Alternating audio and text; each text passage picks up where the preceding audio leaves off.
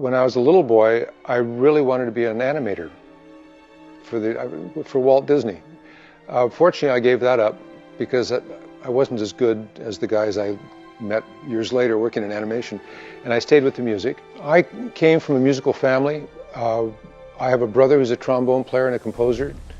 My parents could both play instruments, could both read instruments. We all played brass instruments, we all played the piano, we could all sing. I took a degree at USC in composition, not knowing that I wanted to become a composer, only took it in music because it was a familiar subject to me, and I figured by the time I got out of college, I'd have a better idea what I really wanted to do. I never found it, so I became a composer, and here we are. I'm Bruce Broughton. I'm one of the A-list composers. In my day, when I first began, it always makes me feel really old to say this, but I began before we had videotape. I still enjoy the old way that I wrote. You know, I still work with a pencil, but I know how to work on a keyboard. I do my own inputting, I choose my own sounds. I work with my libraries. If I need tech help, I can get tech help. But basically, music's music. It's just different styles. You know. One of the reasons I wanted to do this particular session was because I like to do as many different kinds of music as I possibly can. And I'd never done trailer music before. Very different animals, television to motion pictures. So this was a particularly interesting thing for me to do because it was just completely new but sort of related musically and dramatically to the things I'd done before. So I've written 2 cues for today, that we recorded today. So there are a lot of gestures in mine that are more symphonic, more classical, more orchestral.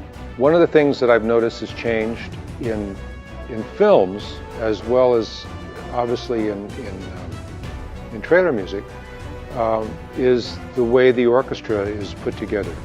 Particularly the big dramatic films get to be bigger, not only in terms of scope, but also in terms of sound, which means the music and also the sound effects.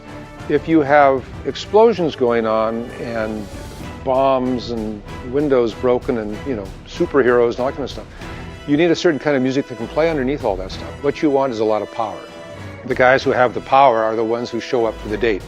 So on this stuff that we were doing today, this is written primarily for strings, a large string section with a large horn section, a large trombone section, trumpets, lots of percussion, and the synth background, so that you get to really make the point well, quickly, and succinctly.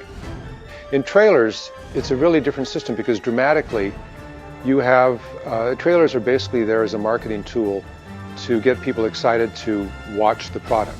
So it's bam, bam, bam, bam, bam, bam, bam. Look at this, look at this, look at this, and this is very important. And, oh, draw your attention to this and all that kind of stuff. So you're always drawing arrows to whatever the thing is that you're trying to promote. So the music is a very different kind. You don't get to be, well, it's a different kind of sophistication. It's a little bit more slam, bam, thank you, ma'am, than, oh, baby, baby, baby, you know, which is more of a film thing. In this particular case, the acoustic stuff sounds great. The electronic stuff sounds great. I'm expecting when it's all done, that ought to sound pretty good.